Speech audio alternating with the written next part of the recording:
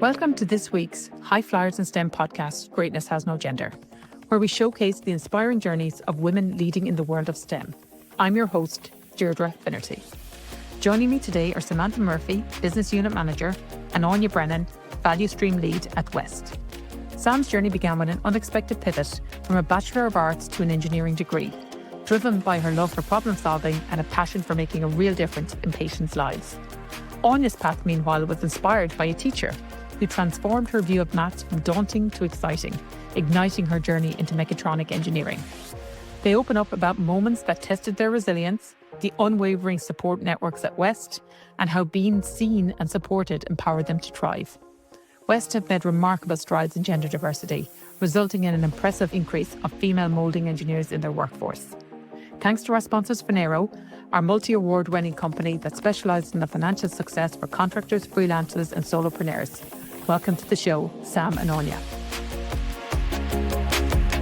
Thank you both for joining us. We're going to talk a little bit about West Pharma, your journeys, and a little bit about ED&I and how that has shaped your paths and what wonderful things West Pharma are doing in the ED&I Centre. So I'd love to start off by sharing a little bit about how you started out in STEM. What got you excited about the field? Why did you decide to go in it in the first place? Sure, I'll start. In school, I loved maths. I love maths, I love physics. It made sense to me. The rules to follow, and it was pretty black and white. I really enjoyed it. It was the first homework I did when I came home. If you were looking for English prose or a decent essay, I was not your person. So then I suppose when I finished secondary school, I went to a guidance counsellor and they suggested engineering, no surprises given the subject matter that I liked, but my understanding of it at the time turned me off it because I pictured it as a mechanic working under the bonnet of a car. I thought, I don't have the skills, the desire to do that. So I actually went and I did a Bachelor of Arts degree in UCD, but one of the subjects was maths because I just couldn't let go of that because I really enjoyed it. I suppose the idea was to become a teacher, but as I was going through it, I got to the end and I still had no clue what I wanted to do. So I went back to a guidance counsellor and no surprise engineering came up again. I suppose at this stage I understood the discipline maybe a little bit better. It was more about problem solving, and again it had all those subjects that I gravitated towards, like physics, like applied maths. I went back to the start. I did a BEng in DCU and I absolutely loved it. I really, really loved it. Did you complete your Bachelor of Arts? I did. Okay. Yes, and straight into another degree. Unnecessary initials after my day. So then I had one eye on the medical sector while I was going through BEng. I had plenty of time to think about it, more time than most in college to think about where this is actually going to lead me. And the upside of the med tech sector, I suppose, was most of the major players were in Ireland. It was a growth industry and you could go to work and come back with more than just an earning. You could say making a difference here. So that's where I landed, started, got my first job in Clearstream Technologies, making balloon catheters, and like I said, fascinated. Brilliant. So not your orthodox route, but got there in the end. Yeah. And how about you, Aine? Was it something different? Very different to Sam. So unlike Sam, I hated maths. I never leaned towards the technical side at all. I didn't study physics in secondary school, anything like that. I was very much more inclined towards arts, history. I was your girl for an essay. I loved words, I loved literature. So it was really, I had a secondary school teacher in maths who was so passionate about the subject, and she really made me start to enjoy and love maths. And it's only when you really are enjoying it that you actually figure out, I'm quite good at this, I'm not bad at this, I can do this. So I still really wanted to hone in that creative side as well. So engineering seemed like a perfect balance of the two. It had the technical and the rules, let's say, but it also had that creativity, like the design, the problem solving, which really appealed to me. So I studied mechatronic engineering at DCU and I interned for a medical device company during my degree. And I just loved the pace. And I loved, as Sam said, the difference that you're making as well. It's all patient driven and saving lives. And that really appealed to me. So I joined West in 2018 as an automation engineer, and then moved over into the operations side and just have thoroughly enjoyed it ever since. I love the fact that you had teachers that steered you in the right direction. Because they say moms and teachers are two of the biggest influences in what you do. And talking to a lot of the women in the podcast, they said teachers kind of steered them away from engineering, or, you know, it wasn't really for women. So the fact that you guys had a very different experience is brilliant. Like, you talk about the pace of medical device and how you loved it from the minute you got a whim of it. How do you get ahead and keep ahead and stay ahead in a fast-paced environment like this? So yeah, like the technology definitely changes at such a rapid pace. You know, I do have a network of friends that I've built through my college and through my careers, and it's always interesting talking to them and what they're doing in their respective industries and thinking about, you know, how can I adapt that to what I'm doing? Our customers in West as well are really excellent at sharing with us their pipeline. We have that relationship with them where we can see what's coming for them, what we can be prepared for, and what's coming for us in West as well. We had Quality Week here a couple of weeks ago, and we had a number of our customers give us talks on them and what they do. And that was great because, you know, we tend to work for maybe one customer, we wouldn't be exposed to the other ones. So to have that exposure and just understand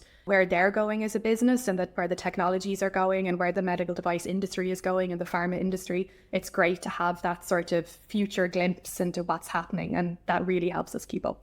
Okay, great. And for you, Sam, is that something similar? Or? Yeah, I'd echo a little bit of what Aine said, definitely when it comes to the customer base. So we serve a lot of customers, most of them for the diabetes sector.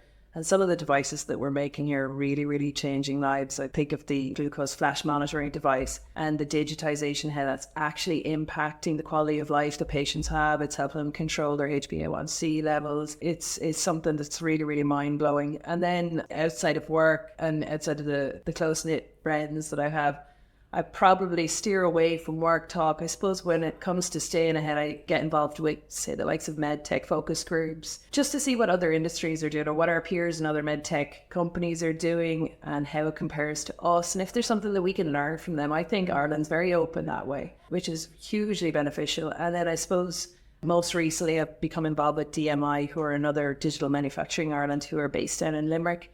And they're looking very much at the digitization journey. As Aine said, the technology updates are coming faster and faster and faster. And their focus is on human-centric manufacturing and how do we keep the people at the centre of the decision-making process. And I find that really, really beneficial. That's huge, isn't it? It is. As just in the pace of AI and the worry nearly from what jobs will be relevant in 5 or 10 years' time. Yeah, absolutely. And how we interact with it is huge. It's like we've gone on a huge growth journey in West Dublin, and the data and the way that we're using it has changed completely over the last 10 years. Now we've got real-time data at our fingertips, enabling people to make the right decisions rather than having to go mining for it. It really is groundbreaking, but it just makes us so much more agile. Yes, that's key, isn't it, to staying ahead. I suppose you've both changed and jumped and advanced in your careers. Have you ever doubted yourself in your career? How do you overcome fear if that's part of your journey?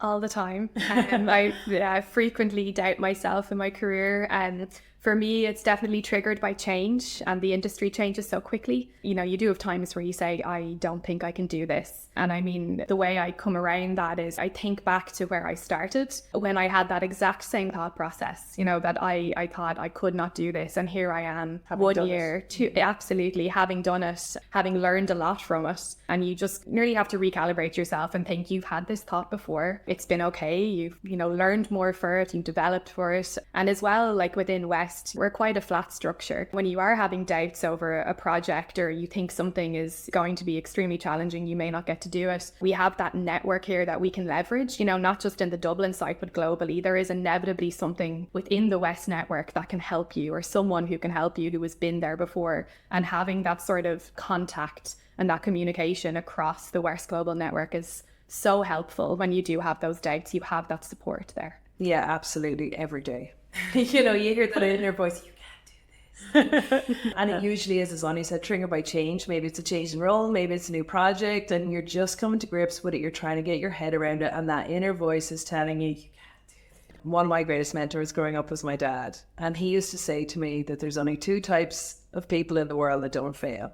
There's the types that aren't doing anything. They're not trying anything. So they can't fail because they're not trying. And the other type is the ones that aren't aware that they're failing. And he said, net of the 2 of those groups, neither of them are any good to you. So ergo, the only ones that are any good to you are the ones that are failing. And failing is just a byproduct of trying. So if you're trying and failing, you're trying. And that's kind of how I approach it. Yes, absolutely. I hear it all the time. But as Aine said, every time you hear it, it gets a little bit easier because you take yourself back to the last time where you're like, I remember saying this to myself the last time. And I mean, you still feel it, but it's what drives you. You know, the fact that I can't do this, and you couple that with, yeah, I can. I've done it before. I'm going to do it again. And that's what drives you to keep trying. Yeah, and it's in every aspect. It's not just work, isn't it? You know, there can be uncomfortable situations outside of our everyday jobs, but it is that voice. It's a totally human looking feeling. back. And more than your dad, I think if someone told me they didn't have that voice, I'd be a little bit more worried. What is the effect, and I know we spoke about your toddler at home and, you know, being a mom in the workplace, different things, like things pop up all the time. I guess it's not just a mom problem, it's a family problem, is it? But have you noticed it affect you? Your life has changed massively in 2 years, I'm sure. Huge change. Yeah, like it really is life-changing becoming a mother, and it's a whole new thing to learn. I mean, I have an incredibly supportive family around me, which is a huge help. I wouldn't have seen myself on, you know, a career trajectory that had parenting in parallel with it. There is always that niggling thought of these things are mutually exclusive. You can't progress within your career to the level you may want to and also be the best mother that you can be. But it's really through seeing how women who have progressed maybe ahead of you in more senior positions, how they have done it is so important, because it resets your thinking. You know, you're looking at them and you're saying, you know, my goodness, they've done it. They've become a parent, and look at the level that they've gone to in their careers. And it reinforces that it is possible. You know, we were speaking recently, Sam, as well. You had just gone on maternity leave and just been promoted at the same time.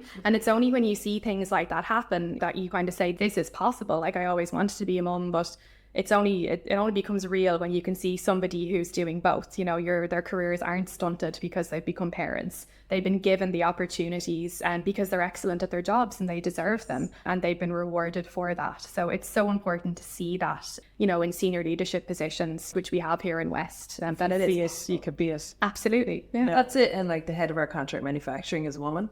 You know what I mean? We've got the likes of Martina Doyle, we've got Emma Kilgallen, we've got Vanessa. They're all on the senior leadership team, and we're looking at them as role models for ourselves. And yeah, being a mum, I've got 3 girls as well. I've got a birthday coming up on Tuesday, so I'm going to be neck deep baking another birthday cake, which is basically my life now. Yeah, 3 girls. And I suppose I'm looking at them, even though sometimes I might feel guilty about the focus or the energy that I plow into work, I want to show them that it's possible. I want to be their role model. You know, I want them to see that they can have a piece for themselves in their career and have ambitions, and at the same time have a family to come home to. And bake cakes. And bake cakes, absolutely. I don't know if they'll ever get to my level now on baking. Getting very competitive. Yeah, it's wonderful, as you said, being that role model and being able to do both. Companies like West are just such brand ambassadors for that now, aren't they? Absolutely. With the flexibility that we spoke about that you all have as well. Hugely flexible. I mean, I took a number of weeks parents' leave this year. I think it was 7 weeks I took, and there was just no question of that. You know, you build it up in your head, you're nervous to ask, but there's no reason to be. That was absolutely not a problem. I took that time, I spent it with my son, and it was great to come back to work then after having that time with him, that really one-on-one time with my husband and my son. Yeah, and West really prioritises the work-life balance as well. Like, I mean, we have family days, you know, out in Emerald Park. Obviously, we're contract manufacturing, we're highly competitive, but there's more to it than that. And West is huge on the CSR front. There's a great buzz about the place, whether it's a game of rounders, you know, that is hotly contested when the result comes in that doesn't favour one team. And that's from the grassroots. That's the employees driving that, and it's heavily supported by West. But it's fantastic, and it shows you, yes, it's important that we make the products that we make, but also the impact that we're having outside of the bottom line and on the communities that are surrounding us. I think West really pushes that and values that. Brilliant. That kind of leads me lovely into the fact that there's a huge amount of clever initiatives around ED&I in West. And you've spoken me through a couple of them, like your apprenticeship program, the leadership development programs, fostering women's career growth by encouraging mentorship. And you spoke about seeing it and being it in the mentorship, and there's always someone to help. Can you talk me through some of those initiatives that you see every day in West? We're in a really, really lucky position where we're rapidly growing, and not everybody gets that side of it, to try and help with the recruitment drive, because obviously we need a lot of talent in here in Ireland. It's almost at full employment, so like that is challenging. But we have town halls, so they're quarterly meetings where we stand up and give an update to the staff about performance of the company. And as part of that, I've shared my own career story, the idea being that I'm trying to encourage others to silence maybe any inner doubts that they might have. And if they're interested in progressing, show them how the journey that I went on, just to demystify it, and also just to kind of reach out and share the journey. That's one thing I've done. And then in addition to that, I spoke about them earlier, Martina and Vanessa, but they've kind of taken me under their wing because there's plenty I don't know. So they've been mentoring me on the commercial and on the financial side, because I'm trying to close gaps that I know I have myself, and their door's always open. So that's been hugely beneficial to me, just in terms of building my own skill set. So it's a network, and I think we were already good at leveraging each other. Yeah. I think the apprentice program is brilliant, isn't it? When you can't find the staff, as I said, when we're at full employment, to be able to create your own talent. That's right. Phenomenal. Yeah, and we've just got our first PGL development candidate started off in September, enrolled in college, and beginning their own journey as a supervisor. So it's really, really inspiring to see. Absolutely flying it.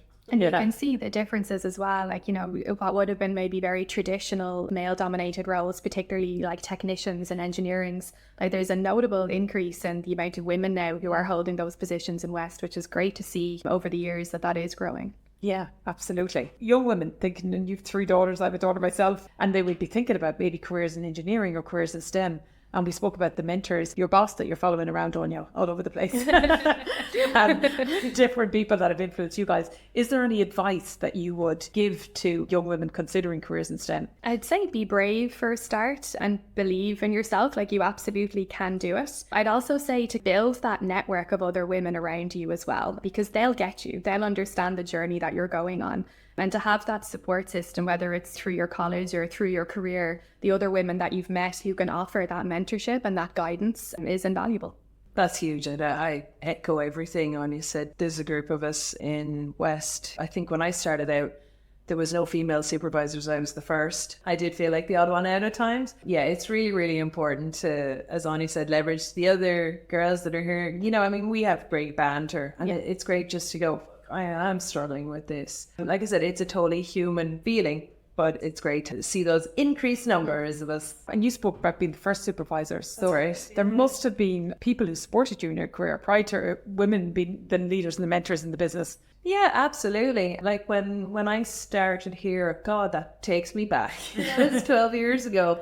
But as Ani said, I'm looking around now and I'm seeing, you know, so many women in the VSL role, which is a grade above where I would have been. We're seeing an increased number of women in the supervisor role, which I started out in. And it's fantastic. It just really is, because as Ani said, they'll just get us. Yeah. And it's been able to give that mentorship back that you received as well throughout your whole career, where you can identify the greatness in others as well. Yeah. That support in your career as well, having a manager, the company being able to recognize skill sets in you and things that they'll be able to hone for your benefit and for the company's benefit too. I mean, a couple of weeks ago, my manager has identified a mentor for me who actually doesn't work in our group at all in the business, but it's an area that I'm interested in and that he feels I can benefit from learning about. So, you know, he set up that relationship with somebody within the West network that I maybe wouldn't have crossed paths with because they're working in a completely different stream of the business. So just to have somebody support you there, to know what you're enjoying doing and to know what you're good at, and to, you know, give you that support to grow in that area. Is nearly taking the time to know you. Yes. That they can identify something Absolutely. Like that. It's huge, isn't it? Yeah. So as a leader in STEM, what leadership qualities do you believe that have been really important to you in your career? I think you need to be resilient. You need to go into the situation. Like I said, I always accept failure in myself. It's not an easy thing, but you just have to try. Believe in yourself. And as Ani said, like, you just can't underestimate leveraging that network, because doubts will creep in. The inner voice will tell you, the imposter syndrome will crop up. If you back yourself, you'll get there. And when you get there, it's all about reframing your thought process. Instead of saying, I can't do this, you know, you can change that very slightly to say, I can't do this ... yet. And think about how great it's going to be when I get to the end of it, like I've got to the end of it the last time, and be standing at the other side going, now not only did I do it, but I learned from it too. Yeah. So qualities like understanding and leadership, the learnings, the empathy for others, they're all really important as a leader, aren't they? Yeah, and then it'll make you a better leader as well, to see those challenges that are facing your own teams and to be a support for them, because like I said, we're all part of the network, so you'll just become more valuable to them. Agile, that's probably another very important. We love that word. Just need to throw that word in more often. Yeah. Find more applications for agile. Would you echo those qualities? Absolutely, exactly what Sam said. You know, leadership qualities like being accountable, but recognizing when people do a great job as well is so important. It makes people feel seen and heard. You know, it thanks them for their contribution as well. You know, we have a great recognition program here in West where we can recognize people who have gone out above and beyond, and it's just that's noticed. You know, you're not kind of working in this silo in your own little bubble, that your peers in other departments are recognizing your achievements. So clear communication as well is also massive, particularly as Sam said, when you're working in this network that we are, having those very clear communication channels and keeping that open, those regular touch-ins with your teams as well, making sure that you're setting aside that time with them to talk about their development, their career, empowering them to go to the next level of where they want to be as well, are just really important leadership qualities. Yeah, and I bet you've both been through the recognition cycle in West in your time here. What has been your biggest learning then in terms of leading teams or projects? Traditionally a male-dominated business, but changing, as we said, massively. But biggest learnings from your time? So for me, it's probably that there's more than one style of leadership. And I know that the maybe traditional male side of leadership is transactional and quite directive. Women are maybe a little bit more collaborative, not always, but there are different styles there. And I suppose learning that one isn't necessarily better than the other, and that the most important thing is being adaptable and be able to leverage a number of different leadership styles to lead teams, depending on the situation that calls for it. Sounds like you're being agile there.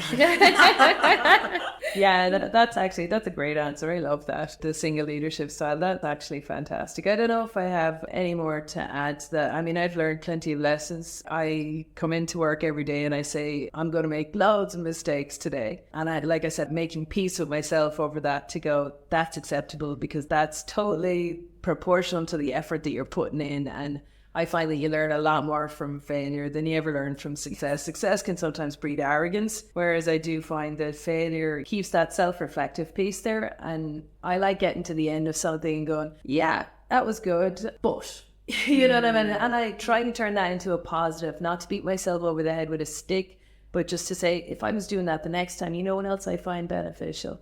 But I really love that answer about the different leadership styles. It's so true. I think even as a member in your team, it's important to see that leaders fail sometimes. As you said, you learn from it. It makes them more tangible, more real as well. Because, I mean, we're looking at them thinking they walk on water. And sometimes when they're a little bit more vulnerable in front of you, it helps you with your own doubts. Because you're like, if that person that I think walks on water is capable of this kind of self-doubt or can make a mistake, then it just reinforces your own beliefs and it spurs you on. That mentorship becomes so important as well, because that's when you really understand not only people's successes, which are absolutely hailed and rightly so, but when you understand the journey that they've gone on as well, and, you know, times that they failed, and that's when you get to know somebody and their experience. And when you see it as a bump in the road, as opposed to a failure, isn't it? It's just a pivot. Plus, everybody can look quite similar when the wind's at the back and it's all downhill. I kind of find that you learn a lot more about someone when they do hit an issue and how they react to it. And yeah, I think you find who someone is in that moment, and no one's perfect. And that, just like I said, makes them just more personable. Absolutely. What's the one area in your life that you're currently focusing on improvement? I have 3 girls. They're quite young, and I'll admit, struggle with the work-life balance bit. So I suppose that's an area that I know I need to focus on. Anybody with kids will tell you that these years go by so fast and you'll wish they were back. So I'm trying to take that time. I don't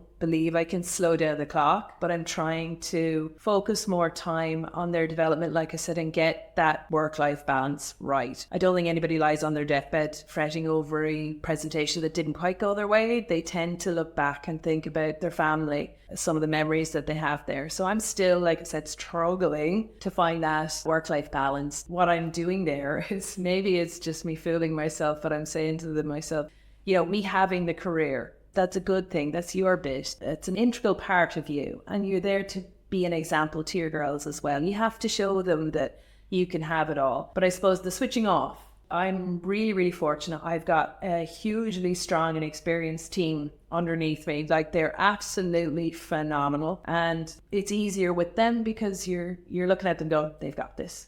It's easy to be great. They've got team. this. Yeah. They're probably going, get out, you're in the way, Yeah. It's the unhooking myself from that side of things.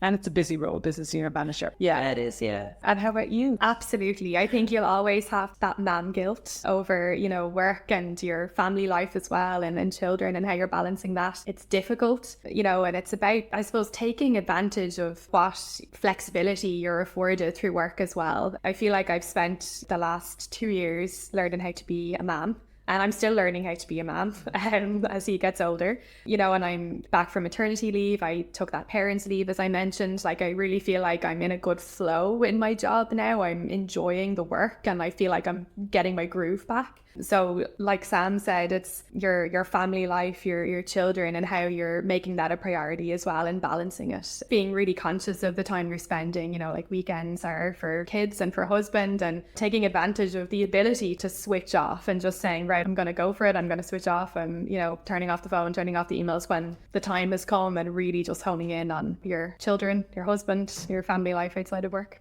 Yeah, I suppose you've spoken a huge amount about your own journeys, about your teams, about the flexibility that's in West Pharma. When we talk about ED&I, and it's not just female, it is called Greatness Has No Gender. It is about a lot of diversity that's going on within the business. What came across into you is that you've been kind of lifted up by different leaders in the business, and you're equally doing that back through the mentorship programs at the moment. So thank you so much. I hope you enjoyed it. Thank you so much.